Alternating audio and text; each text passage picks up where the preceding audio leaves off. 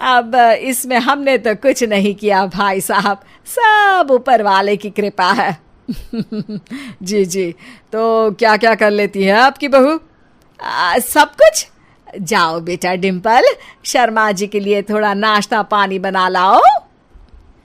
डिम्पल नजदीक जाकर श्रीवास्तव मौसी के कान में फुसफुसाती है। मम्मी जी, नाश्ता बनाना तो नहीं आता, सिर्फ पानी ले आओ। अरे बेटा, तुझे देखने कितने लोग आए हैं, इन सबको पानी पिलाने का ही इरादा है क्या? सुंदर हूँ इसलिए देखने आए हैं। क्या करूँ, मैं इतनी सुंदर हूँ तो आप ही बताओ ना, क्या करूँ मैं? अरे बेटा कुछ मत कर, खाना बनाना सीख ले बस। श्रीवास्तव मौसी के लिस्ट में सुंदरता सबसे ऊपर आती थी और उन्हें उसी का फल मिला। उनके बेटे अशोक ने एक दिन माँ से शिकायत की। माँ, कैसी बहू ढूंढ कर लाई हो? मैं शाम को थक हार कर घर लौटता हूँ तो मुझे कहती है, आज पेडिक्योर करना है, करवा दोगे? अरे जबकि दिन भर काम करके पाँव मेरे थके थे। अरे बेटा ठीक है ना, धीरे धीरे सीख जाएगी। अरे क्या सीख जाएगी माँ, उससे कुछ भी नहीं आता। हफ्ते भर का शेड्यूल बना लिया है उसने, पेडिक्योर, हेड मसाज, मुल्तानी मिट्टी का ये वो, अरे पता नहीं क्या क्या। अरे मुझे तो नाम भी नहीं आते। देख बेटा, खाना बनाना, सब्जी काटना, ये सब सीखा जा सकता है, पर सुंदरता नहीं सीखी जा सकती। इतनी सुंदर बहू मिली है, फिर भी तू खुश नहीं है। कैसा बेटा है तू? श्रीवास्तव मौसी का मानना था कि समय रहते बहू सब सीख जाएगी, पर मिस गाजियाबाद से शादी कराने के बाद घर का जो नाम हुआ है वो जरूरी है।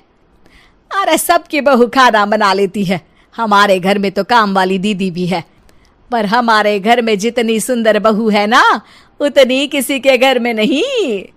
ऐसा श्रीवास्तव मौसी सबको कहती रहती। फिर एक दिन वो हो गया जो नहीं होना चाहिए था। डिम्पल को पिंपल हो गया। डिम्पल घर में छुपी बैठी थी, पर ऐसी खबर छिपती कहाँ है।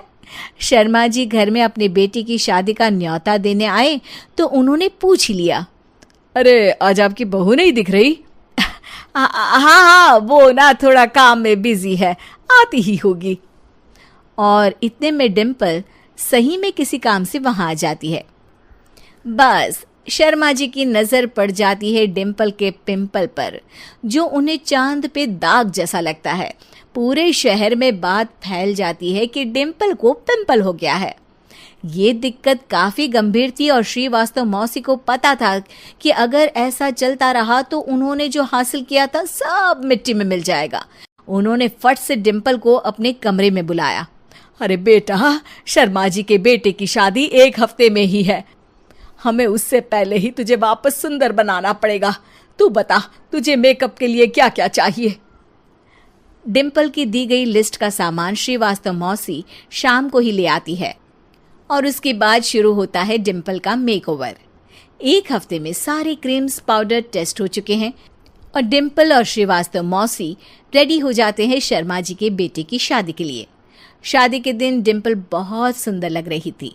श्रीवास्तव मौसी को उम्मीद थी कि बस अब तो हर जगह वो और डिम्पल ही छाए रहेंगे, चाहे शादी किसी की भी हो।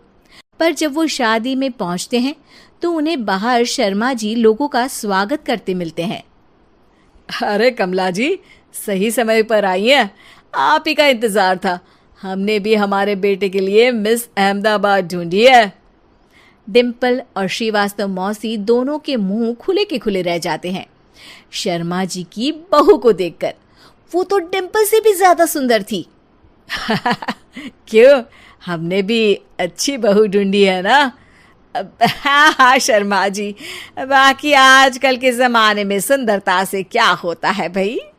देखो, बूढ़े तो सब होते हैं, मैं तो मानती हूँ कि बस रोटियां गोल बना दे, इससे ज्यादा क्या चाहिए। सुंदरता का क्या है, ढल जाती है, पर गुण वो हमेशा रहते हैं। अरे वाह, इतना बड़ा ज्ञान आपको कोई गुरु भी नहीं देता, जितना बड़ा ज्ञान आपको एक छोटे से पिंपल से मिल गया। अगले दिन जब अशोक डिम्पल से बात कर रहा होता है, कल शादी में मिस अहमदाबाद के बाद सब मिस गाजियाबाद यानी तुमको ही देख रहे थे।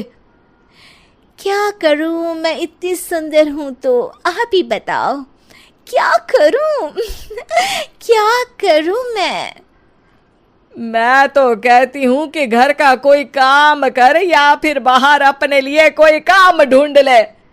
है? क्या कहा माँ जी? हाँ जी, सुंदरता का क्या है? कल तूने मिस अहमदाबाद से मात खाई, आगे कोई मिस हैदराबाद आ जाएगी या मिस फैजादाबाद आ जाएगी, इसलिए काम पर ध्यान दो। हाँ। और कुछ महीनों बाद, अरे बहू, काम करने के बाद तू सुंदर नहीं, अति सुंदर हो गई है।